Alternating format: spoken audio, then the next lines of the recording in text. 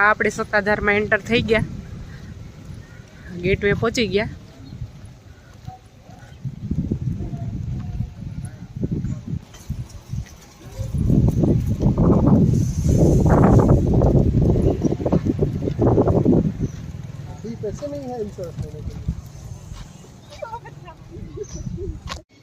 આ સત્તાધારની ગૌશાળા છે. અને જો તમારે મંદિરમાં ચડાવવા માટે શ્રીફળ કે સાકળ કે અગરબત્તી કંઈ લેવું હોય તો અહીંયા સામે દુકાન છે, શ્રી ગીગેવ ફોટા ભંડાર, ત્યાંથી લઈ લેવાનું. ચાલો તો આપણે અહીંથી શ્રીફળ ને અગરબત્તીને લઈ લઈએ.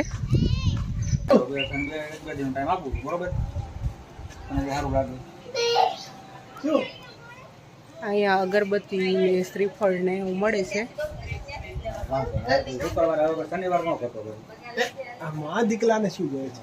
થેલી જબલાની અહીંયા વ્યવસ્થા નથી તો આપણે ઘરેથી લઈને આવવું. આ 55 રૂપિયામાં આપણે શ્રીફળ, સાકળ, અગરબત્તી અને ફૂલની માળા આવે. તો હવે આપણે લઈને જઈએ મંદિર તરફ. આ જગદીશ ભવન છે, અહીંયા બધી રહેવાની વ્યવસ્થા હોય.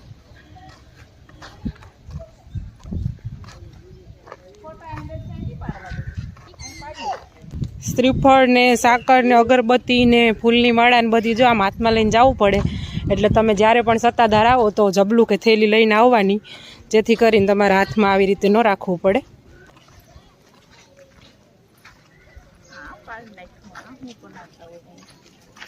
અહીંયા ભોજનાલય છે, ભોજવાડ. અહીંયા ચપ્પલ ઉતારી દઈએ.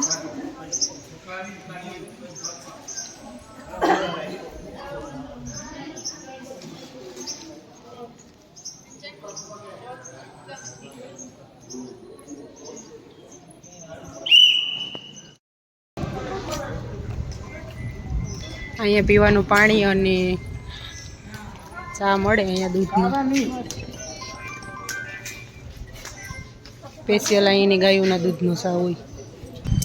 આ બધી અહીંયાની જ ભેહો છે સત્તાધારની.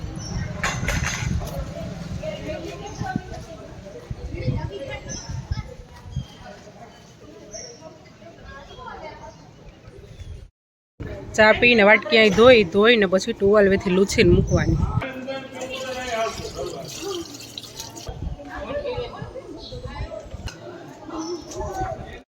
અંદર અમે દર્શન કર્યા છે, પણ અંદર વિડીયોગ્રાફીનો અલાઉડ નહોતું એટલે વિડીયો નથી ઉતારી શક્યા. પણ અંદર મેન સમાધિ છે ગીગા બાપુની, અને બીજા નાના મોટા 8-10 મંદિર છે, અને અંદર સિક્યોરિટી ઓફિસ છે અને 1-2 કાર્યાલય છે. અંદર તમે જશો એટલે ઓટોમેટિક મારી પાછળ જે છે રામદેવજી મહારાજનો જે મંડપ થાય છે આ મહિનાની અંદર, એટલે કે આ ચૈતર વૈશાખ મહિનાની અંદર બહુ વધારે મંડપ થાય છે બધા ગામની અંદર. રામદેવ પીરનો આસ્થાનો એક મોટો બધી પ્રસંગ થાય છે.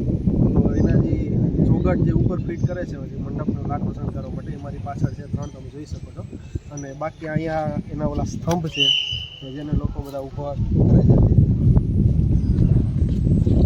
હાલો આપણે સ્તંભ જોવા જઈએ. તો આ છે મંડપના લાકડા છે કે જે લોકોને મંડપ કરવો હોય ત્યાં મંડપનો સ્તંભ છે કે જે લોકો છે આને શણગારીને રામદેવ પીરના આસ્થાનું એક પ્રતિક માની અને સવારે ઊભો કરે છે 7-8 દિવસ એની પૂજા પ્રાર્થના કરીને. અહીંયા છે આ જીવરાજ બાપુનું ભવન છે. જીવરાજ બાપુ ને શામજી બાપુ પહેલાં હતા અહીંયા. એ પહેલાં અહીંયા બધું કરતા હતા અંદર મંદિરનું બધી કામકાજ. અને અત્યારે વિજય બાપુ છે અહીંયા. પહેલાં સંત શ્રી તરીકે જીવરાજ બાપુ હતા અને અત્યારે વિજય બાપુ છે. આ તમે જોઈ શકો ફોટામાં. હવે આગળ એક કુંડ આવેલું છે, તેને લક્ષ્મણ ઘાટ તરીકે ઓળખવામાં આવે છે. તો આપણે હવે જઈએ લક્ષ્મણ ઘાટ તરફ. અહીંયા પહેલાં જૂની ગૌશાળા હતી, અત્યારે એનું રિનોવેશન કરવામાં આવ્યું છે. આગળ નવી બનાવવામાં આવી છે, એ તમને હમણાં હું બતાવું વિડીયોમાં આગળ. અહીંયાથી લક્ષ્મણ ઘાટ તરફ જવાય છે. જો અંદર વિડીયો અલાઉટ હશે તો હું તમને વિડીયોમાં બતાવી.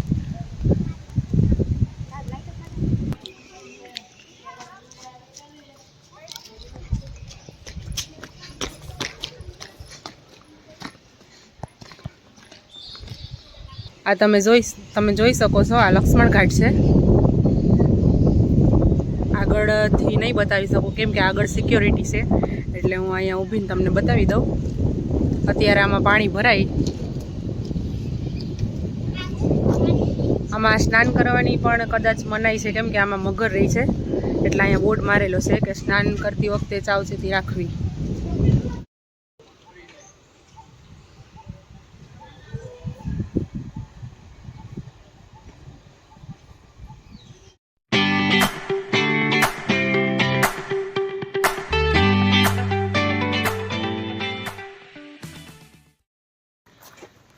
અહીંયા પહેલાં જૂની ગૌશાળા હતી આ મંદિરની પાછળ, અત્યારે નવી બનાવવામાં આવી. આગળ જ છે ગેટની બાજુમાં. જો ને આ વિડીયો ઓલ આઉટ હશે ને તો હું વિડીયોમાં હમણાં તમને બતાવું. હવે આપણે જઈએ ગીગા બાપાના પાડાની સમાધિ તરફ. તો આ જોઈ શકો તમે પાડા પીરની સમાધિ સ્થાન.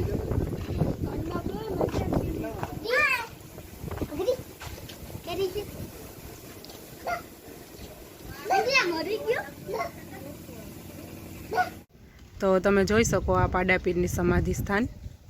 તમને નજીકથી બતાવું.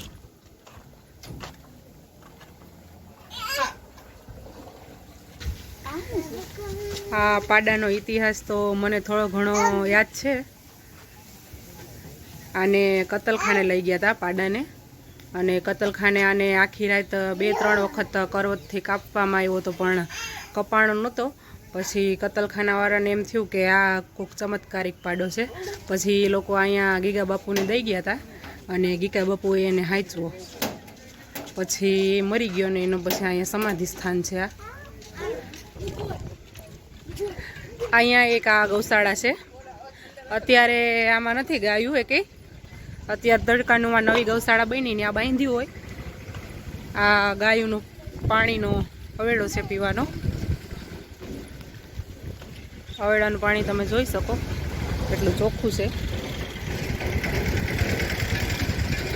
અત્યારે આ બધી બાઈઓ અહીંયા વાહિંદાન કરતી હોય. આ લોકો કહે કે સવારે અહીંયા ગાયોને બાંધીએ અમે. તો હાલો આપણે હા મેં નવી ગૌશાળામાં જોઈએ ગાયું.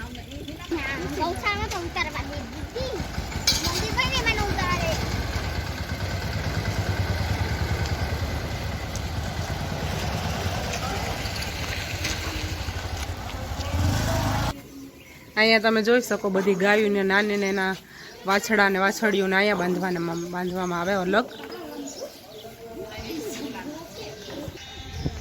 હા તમે જોઈ શકો બધી નદીના નામ ઉપરથી ગૌશાળામાં બધા નામ આપવામાં આવ્યા છે. કાવેરી ને સરયુ તીર્થ ને શ્રીપા અને આ બધી નદીના નામ છે. આ જો અહીંયા બધા ગાયોના વાછડા બાંધવામાં આવ્યા નાના નાના. આનાથી મોટા થોડાક આગળ છે, બતાવું તમને. આ થોડાક ઓલાથી મોટા છે, અને આનાથી મોટા થોડાક આગળ છે. આ એનાથી થોડાક મોટા છે.